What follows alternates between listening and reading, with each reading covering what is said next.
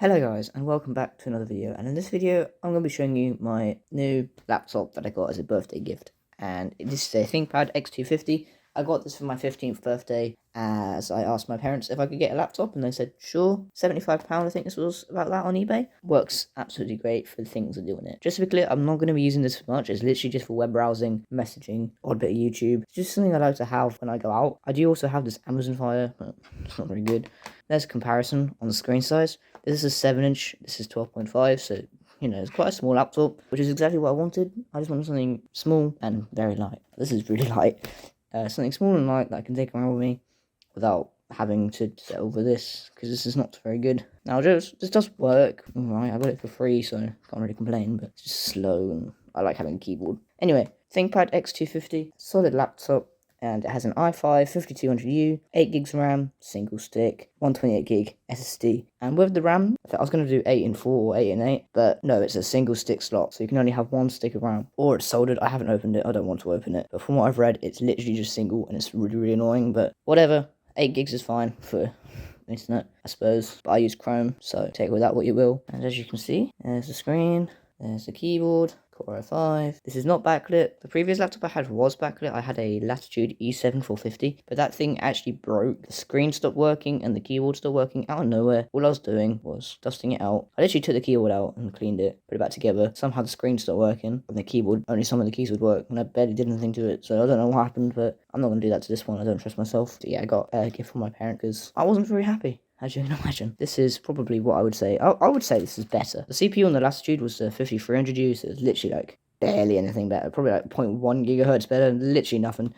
And I love this laptop because it has 2 batteries, not just one, and it lasts a very long time for a used laptop. For example, Thursday, I was using this laptop for about 3 or 4 hours throughout the day, and that's when it died. It took over 3 hours, I think, which is not bad going at all. That was on Windows 10. I have upgraded it to Windows 11 since then, so I don't really know about the battery life on Windows 11 yet, but yeah, it was really, really, really good. Probably still is. I don't think it's going to make much difference. But for the basic stuff I do, just messaging pretty much and browsing the internet, yeah, its battery is very, very good going. It's got 2 in here, and one is internal and one is external. I think the other one's like up here or something, I don't know. There's the bottom of the laptop, if you're curious. Fan grills, a lot of fan grills, which is good. Docking thing, which I'm not going to use. And I'll show you the sides. This side's got your charger. Thankfully, it's not a barrel jack. I hate barrel jack chargers. This one's the Lenovo thing. I actually don't mind this charger. Shame it's not USB-C, but I don't think... Oh god, everything's falling. Oh no, my tripod's going. I don't really think USB-C was that popular in laptops when this laptop was made, so I'm not exactly surprised that it's not USB-C. But this is the closest thing I'm going to get, but it's this one with the official brick thing. I think the kettle lead that it's got, well, I don't think it's kettle lead, but whatever it is replacement, because it looks like something you get with a radiator or a stereo rather than a actual laptop, because it's white instead of like a black thick one. But it doesn't matter, it works. And yeah, that was just one thing I picked up on there. But I'll show you the sides again. Where was I got to? Yeah, you got your charger, you got VGA, get to that in a bit, USB, mini display port, I think. Let me go up, focus, Kingston thingy, Kensington lock, that's what it's called, Ethernet SIM modem thing, which I'm not going to use, SD card thing, USB thing, and a headphone thing. I was got a smart card thing, because this is a business laptop. I think it is, I don't even know. Pretty good going. Now, as for the VGA and display port, I thought this was going to have HDMI like most laptops these days, but no, which I literally only just noticed because I was going to film this. Yeah, I thought it was going to have HDMI, I literally just noticed because I was going to record this, and no, just VGA and mini display port, which is not a huge deal. Annoying, but I can probably get a converter for this. As of right now, I currently have this that my dad got ages ago, which is VGA, HDMI. I think this is for sound. Crappy little VGA converter that does the job, really. Tested it, works fine, so, you know, that'll do the job. And then I've also got this recently, this is what I needed to know. I got this HDMI thing off AliExpress, it's really, really cheap. It only does 30 FPS, but it does do 1080p, so it's not really a big deal. HDMI, USB, does the job for my failing YouTube channel that I never post on, so, you know, yeah, that's there, which I'll be using later in this video to show you the screen and BIOS and stuff, because there is a feature on this laptop which is actually really, really cool, which I will show you in the BIOS later. But anyway, let's turn it on. That's 6 minutes of me rambling. Turn on. There we go. It might be kind of hard to see, it's quite sunny today. But it's on Windows 11 at the moment, and it turns on pretty quick. This has a SSD, so yeah, that's actually quite quick for an older i5 dual core. But And yeah, Windows. That was really, really quick. Obviously, this is not officially supported by Windows 11, but I don't care. And that's in the background now. There we go. Yeah, it works very nicely. We'll go to the capture card in a minute, so I don't have to bend down like this, because this is really, really awkward. Oh yeah, mouse properties. Touchpad, clickpad, trackpad, track point, mouse pointer, pointing pad. Anyway, let's go to the BIOS and I'll show you that feature I was talking about, and then we can switch over to capture card. I just shut it down. I needed to restart because of fast start, didn't I? I don't know what my focus is doing. F1. There you go, there's your glimpse at the BIOS. Have a look. i5 5200U. Told you I wasn't lying. Yeah, the feature I wanted to show was in display. And this is called boot display device. I think this might have been a lot of ThinkPads, but this is a really, really cool little feature. You can actually choose where it outputs the boot up and the BIOS, so you don't have to use the screen. Because on a lot of laptops, you'd have to open it, disconnect the internal, then it might default to like your VGA or whatever. Unless you can just choose it, which is really, really handy for me, because I don't want to open this up and fiddle around with the connector to capture this video. So I'm going to go ahead and save the changes and shut it down. Shut it down. No, this doesn't. I gotta hold it down. Okay. There you go. Alright, let's go to the capture card. Alright, so the capture card is hooked up, and I'm going to go ahead and turn it on, and you should see it come up on the capture card, meaning I don't have to point my phone at the screen. There you go, the Lenovo, and then it'll boot straight into Windows, really, really quick. And, yeah, it's actually really, really fast. I'm surprised at how quick this can be for an older i5 dual-core CPU. This is all being recorded through the capture card, so you don't have to see it struggle with OBS. But yeah, this is running fine. And you can see, obviously you're watching this at 30 FPS because that's all this capture card can do, but it's fine because it still gets the point across. I'll go ahead and show you system properties, or whatever they call it in Windows 11. This is an i5 5200U, told you, 8 gigs of RAM. And yeah, Windows 11 Pro 23H2, don't know what the difference is, other than that stupid Copilot thing that I've never used and never will use. I don't even know what this is, but I don't want to know, to be honest. And yeah, it does the job pretty well, works good, but it's quite quick. I'm quite surprised at how quick it can be. Like, I'll open a file explorer. That's reasonable. That's honestly pretty quick for a...